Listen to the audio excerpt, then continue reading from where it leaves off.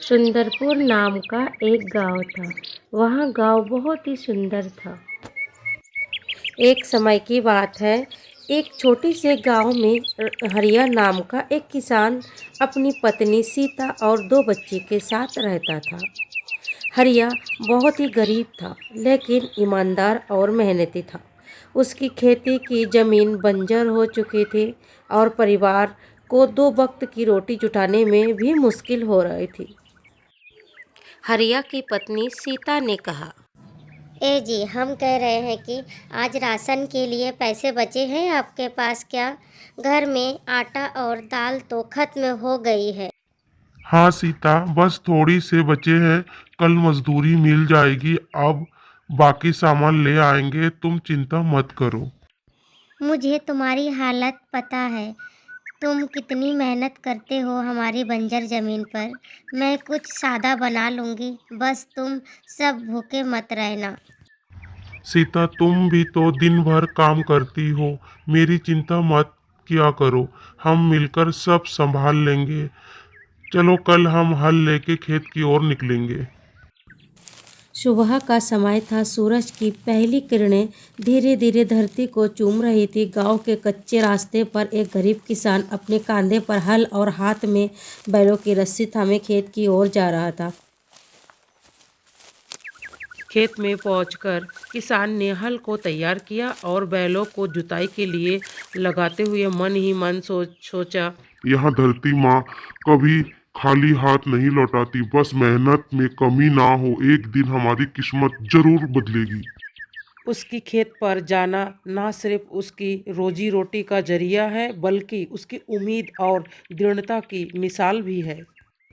हरिया और उसके परिवार बाहर बैठे हुए थे। सीता, कल लकड़ी लाने आप जंगल चली जाना, क्योंकि लकड़ी ख़त्म हो गई है। खाना भी नहीं बना पा रही हूँ जी। ठीक है, कल मैं जंगल जाके लकड़ी काट लाऊंगा, ठीक है। सावधानी से जाना, क्योंकि जंगल में जानवरों का भी तो डर है ना। आज तो जंगल से ज्यादा लकड़ी काटनी होगी। घर में चूल्हे के लिए कुछ नहीं बचा है और बाजार में जाकर भी थोड़ा पैसा जुटाना है। बच्चों की फीस भी भरनी है। यहाँ बातें मन ही मन सोचने लगे और घर की तरफ आगे बढ़ने लगे।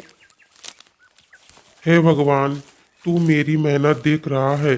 बस इतना कर कि मेरी मेहनत बेकार ना जाए, घर का चूल्हा जलता रहे और बच्चे भूखे ना सोए।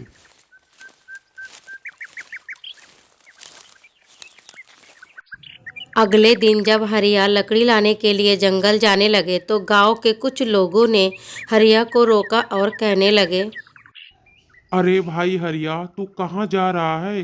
कुल्हाड़ी लेकर कांधे पर सुबह सुबह? हरिया जंगल की तरफ जा रहा है तो गहरे जंगल पे मत चली जाना।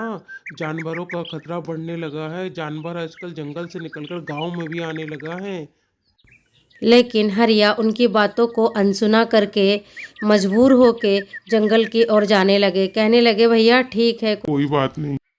हरिया जंगल में चलते चलते आगे बढ़ रहे थे और देख रहा था कि उसे सूखा लकड़ी जंगल में नहीं मिल रहा था। इस कारण वो आगे निकल गए और एक बड़ा सा पत्थर के पास जाकर थक हार कर वहां बैठने लगे। हरिया उदास मन से कहने लगे, हे भगवान, आज का दिन ही खराब है। मुझे कहीं लकड़ी तो मिला ही नहीं, मैं घर किस मुंह से जाऊंगा? यहाँ बात कहते कहते हरिया का हाथ एक पत्थर पे लगा और पत्थर सरक कर आगे की ओर चला गया। उसने देखा कि एक गुफा का दरवाजा खुलने लगा। गुफा देखकर हरिया डरने लगा और सोचने लगा कि अंदर जाऊं या ना, पता नहीं क्या होगा। साहस करके हरिया अंदर गया। अंदर जाके देखा कि ढेर सारा खजाना। खजाना देखकर हरिया चौंक गए और फिर भगवान जी को धन्यवाद किया और फिर खूब नाचने लगे खुशी के मारे। बहुत सारे खजाना देखकर हरिया खुश हुआ। सोचने लगे मन में कि कौन सा लूं। उसने बड़ा सा एक कलश उठाया अपने सर पर और घर की ओर जाने लगे। इस प्रकार हरिया को खजाना मिलने के कारण उसका परिवार खुशहाल हो गया और उसका जमीन भी उपजाऊ बना लिया। यहाँ कहानी हमें सिखाती है कि अगर हमें कोई संपत्ति या वरदान मिलता है तो उसका इस्तेमाल दूसरों की भलाई के लिए करना चाहिए। लालच हमेशा बर्बादी लाता है, लेकिन निस्वार्थता और ईमानदारी से सुख और समृद्धि आता है।